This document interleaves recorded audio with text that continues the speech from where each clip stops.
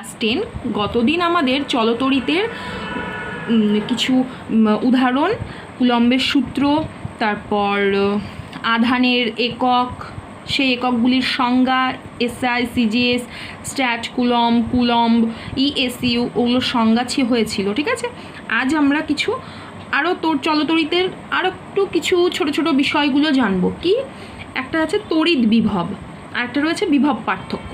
ঠিক আছে, যদি ইংরেজিতে বলা হয় electric potential and potential difference. ঠিক আছে, দেখো তড়িৎ বিভব, দেখো তোমাদের একটা কাজ করো তোমরা, আমরা তো বাংলা পড়ছি, বাংলার পাশে পাশে না একটু ইংরেজিগুলোও একটু পড়ে রেখো, বেশ সুবিধা হবে। পরবর্তীতে বিভিন্ন কম্পিটিটিভ এক্সামে বসবে তোমরা, বিভিন্ন চাকরির বিভিন্ন পরীক্ষা, আরও বিভিন্ন পরীক্ষাগুলোতে বসবে, তো তখন তোমাদের যে তারপর অনেকে জয়েন্টে বসবে, আরও বিভিন্ন কিছু, তো সেই সমস্ত কম্পিটিটিভ এক্সামগুলোতে এই ইংরেজিগুলো না একটু বেশি গুরুত্ব দেয়, তো তার জন্য ইংরেজিগুলোও পাশে পাশে পড়ে রাখবে, যতটা পারবে পড়ে রাখো। হ্যাঁ, আচ্ছা চলো, বলছে তড়িৎ বিভব জিনিসটা কি।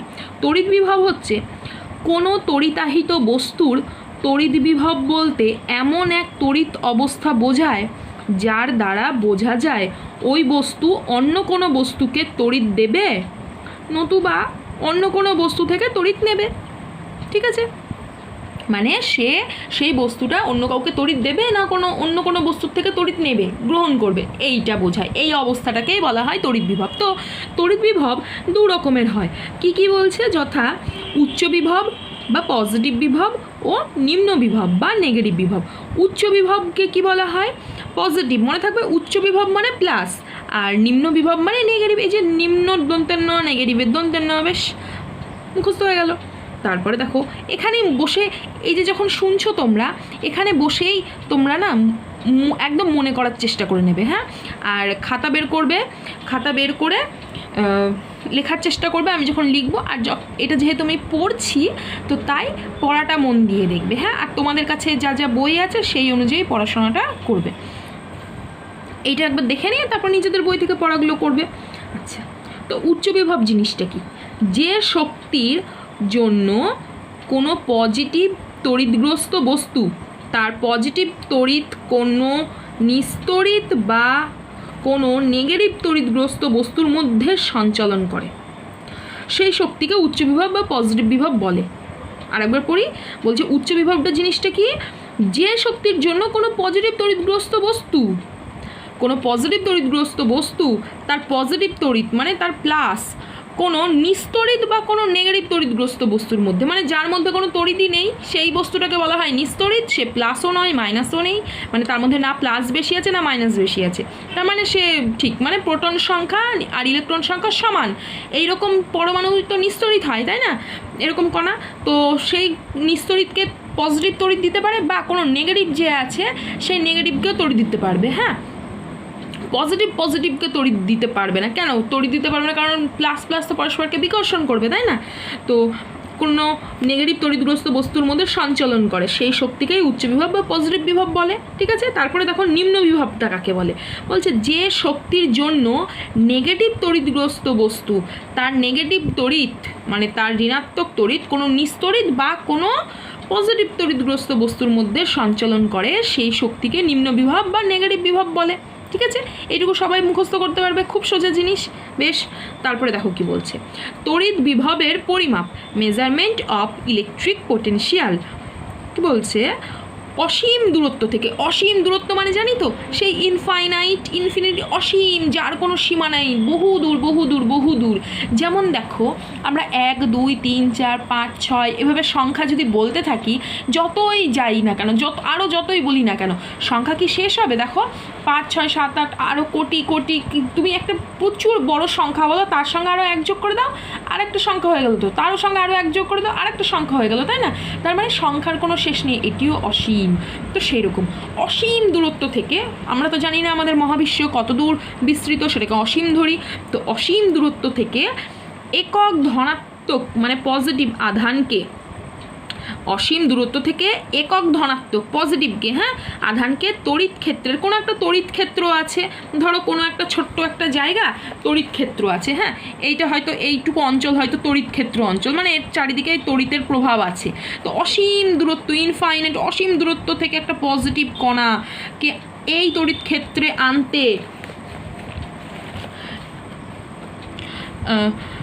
আনতে যে পরিমাণ কার্য করতে হয় তাকে ওই বিন্দুর তড়িৎ বিভব বলে। ঠিক আছে, তো একে সাধারণত কি দ্বারা প্রকাশ করা হয়? বড় হাতের ভি অক্ষর দ্বারা প্রকাশ করা হয়। তো বলছে জেনে রাখো পৃথিবীর তড়িৎ বিভবের মান কত ধরা হয়? 0। এটা মুখস্থ রেখো, পরীক্ষায় শর্ট কোশ্চেন আসতে পারে। ঠিক আছে, একদম ছোট প্রশ্ন। পৃথিবীর তড়িৎ বিভবের মান কত?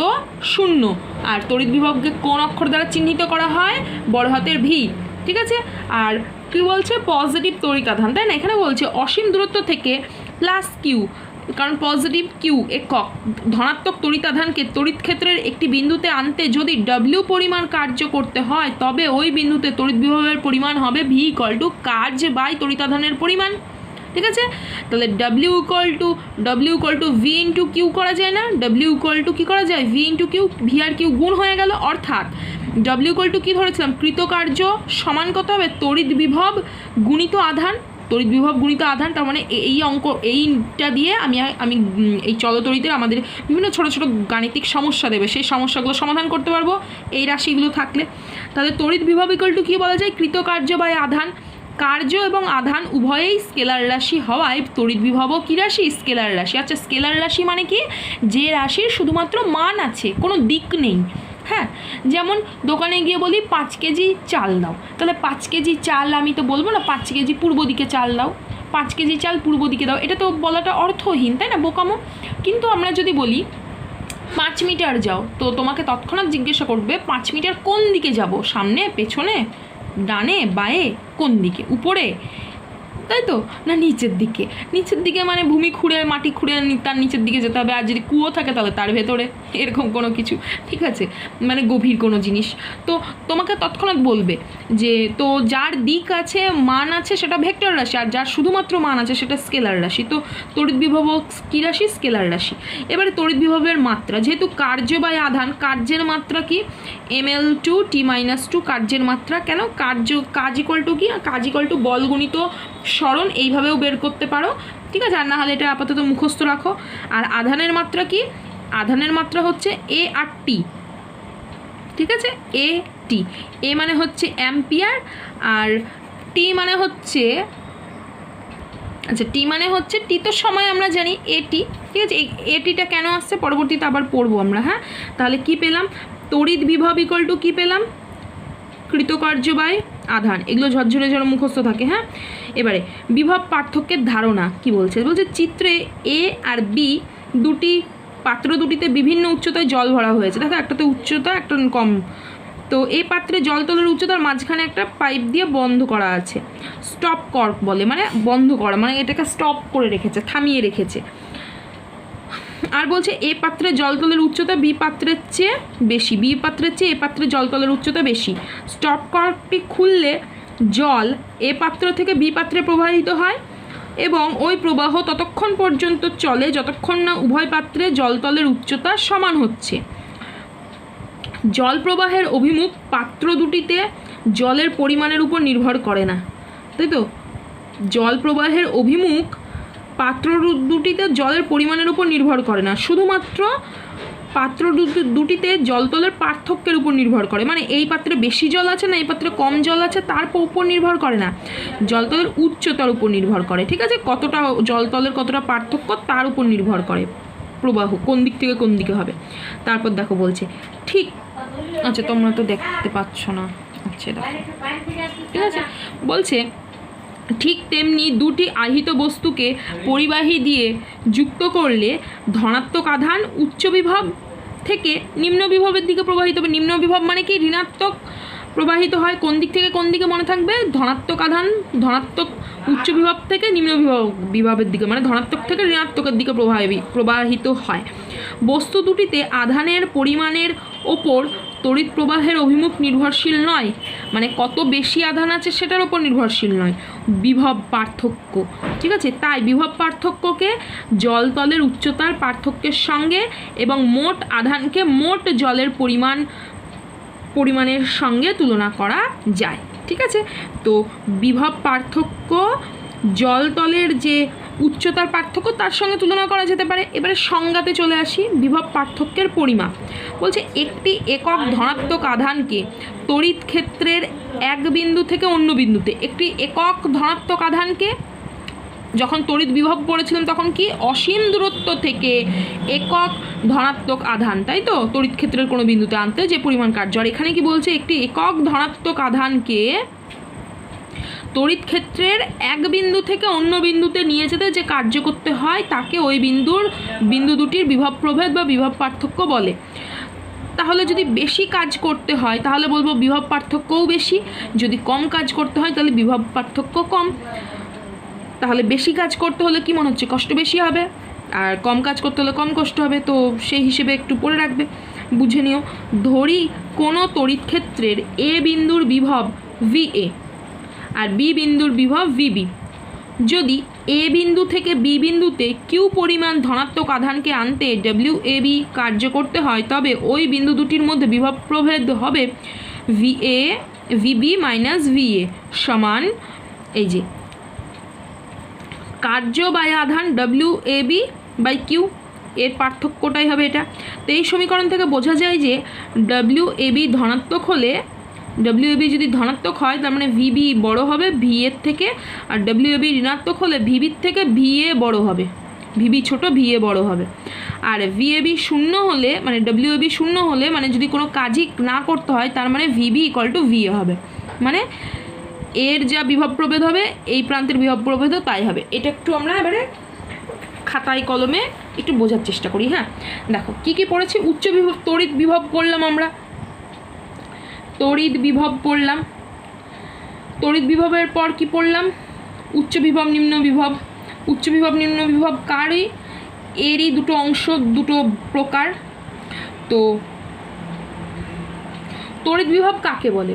বলছে যে কোনো তড়িতাহিত, তড়িৎ বিভব জিনিসটা কি বলছে, কোনো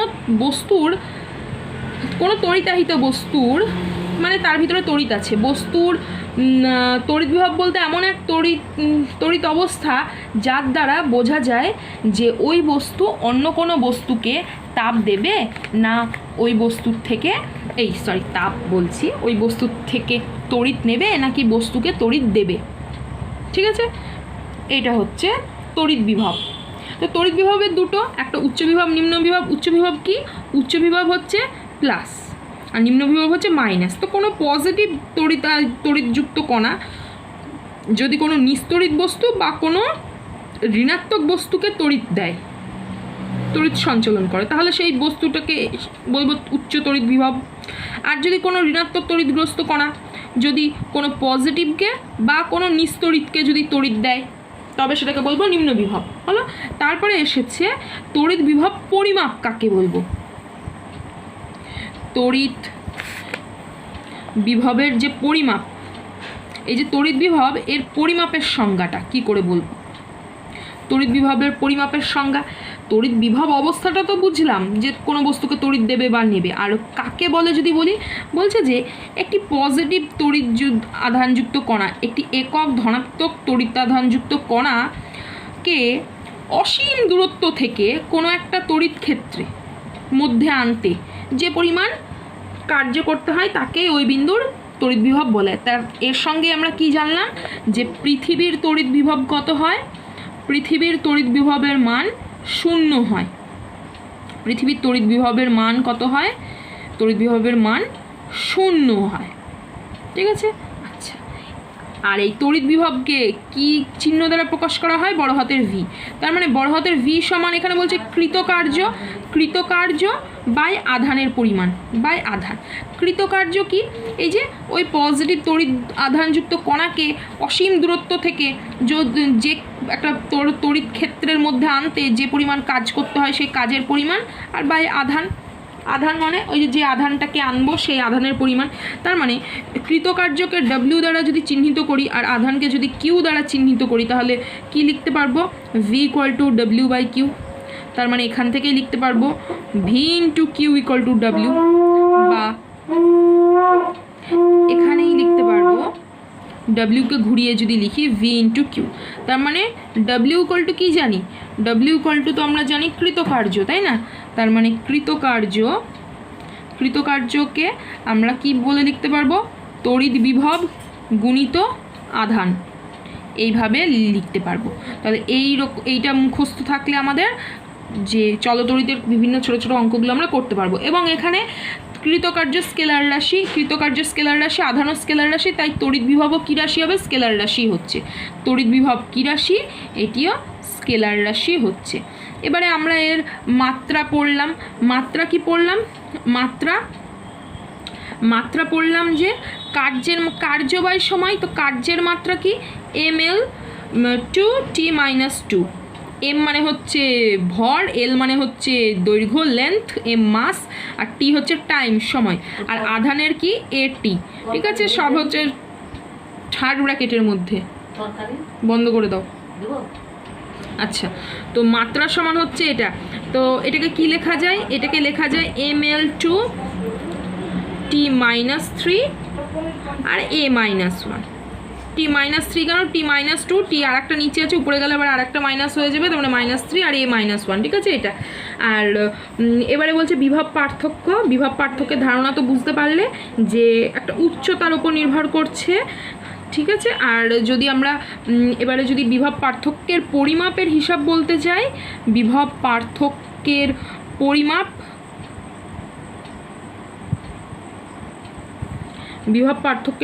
যদি বলি, বিভব পার্থক্য কাকে বলে, বলছে একটি একক ধনাত্মক আধানকে তড়িৎ ক্ষেত্রেরই এই প্রান্ত থেকে এই প্রান্তে নিয়ে যেতে, ধরলাম এটা এ প্রান্ত, এটা বি প্রান্ত, এই প্রান্ত থেকে এই প্রান্তে নিয়ে যেতে যে পরিমাণ কার্য করতে হয়, তো সেই কাজের পরিমাণটাকেই বলা হয় ওই দুটো বিন্দুর মধ্যে বিভব পার্থক্য। তাহলে বিভব পার্থক্য যদি অনেক উঁচু হয়, তার মানে কি এখান থেকে এখানে নিয়ে যেতে অনেক বেশি কাজ করতে হবে। আর বিভব প্রভেদের পার্থক্য যদি কম হয়, মানে নিম্ন বিভব প্রভেদ হয়, তো তার মানে কি একটু কম কাজ করতে হবে সহজে। আর বিভব প্রভেদ যদি 0 হয়ে যায়, তার মানে কোনো কাজই করতে হবে না, এখান থেকে এখানে নিয়ে যেতে কোনো কাজই করতে হবে না।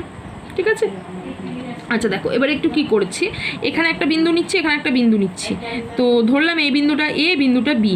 বলছে এখানে বিভব প্রভেদ যদি ভিএ হয়, এখানে যদি ভিবি হয়, তাহলে এখান থেকে এইটুকু মধ্যে কাজ যদি ডব্লিউ এ বি হয়, কাজ মানে কি এখান থেকে এইটুকু নিয়ে যেতে যদি মানে এ বিন্দু থেকে বি বিন্দুতে কিউ পরিমাণ ধনাত্মক আধান, এখান থেকে এইখানে যদি ওই যে প্লাস কিউ পরিমাণ ধনাত্মক আধান যদি আমি এখান থেকে এখানে নিয়ে যাই, হ্যাঁ, তাহলে ডব্লিউ এ বি যদি কাজ করতে হয়, তাহলে তখন বিভব প্রভেদ কী হবে, বড় হাতের ভি সমান কী লিখতে পারি, VB minus VA, VB minus VA equal to, এটা হচ্ছে বিভব প্রভেদের পার্থক্যটা, এটা বেশি হবে এটা কম হবে ধরলাম। ঠিক আছে, ডব্লিউ এ বি হবে ডব্লিউ এ বি বাই, এখানে কত বসবে, W A B by Q বসবে।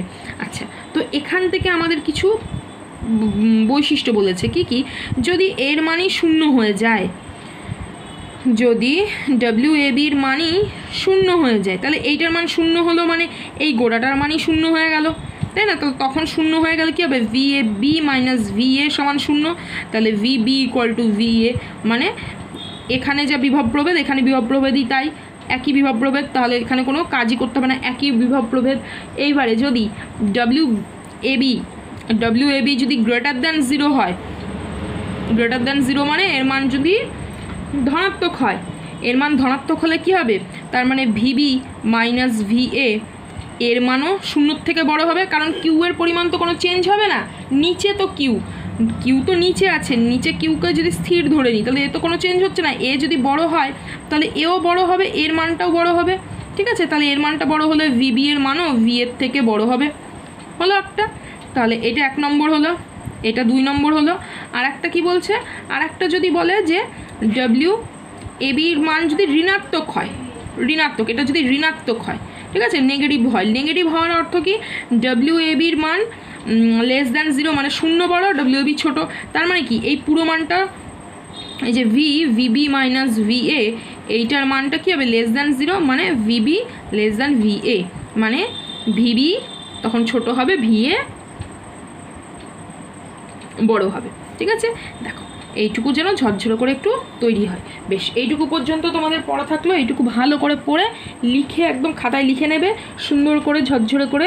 প্রত্যেকটা শব্দ যেন পড়া হয়, প্রত্যেকটা বাক্য যেন তোমাদের পড়া হয়, এইগুলো একটু ভালো করে দেখবে। ঠিক আছে, এই দেখো পড়া থাকলো, এই যে এখান থেকে পড়া থাকলো, এখান থেকে এই পাতাটা পড়া থাকলো, এখান থেকে এইটুকু পর্যন্ত ঝরঝরে করে প্রত্যেকটা শব্দ, প্রত্যেকটা অক্ষর যেন সুন্দর করে পড়া হয়। আর এর পরবর্তীতে আমরা আরও অনেক কিছু জানবো। তড়িৎ বিভবের এককগুলো দেখো, আমরা এখানে একক জানলাম না, এখানে শুধু ওই মাত্রাগুলো জানলাম, তাই না? কাকে বলে জানলাম, পরবর্তীতে একক জানবো, আরও অনেক কিছু রয়েছে, সেই সমস্ত চলতড়িতের আরও কিছু জানবো আমরা পরবর্তীতে। তো এটুকু পর্যন্ত ঝরঝরে করে বাড়িতে লিখে নিয়ে আসবে। ঠিক আছে, আচ্ছা ঠিক আছে।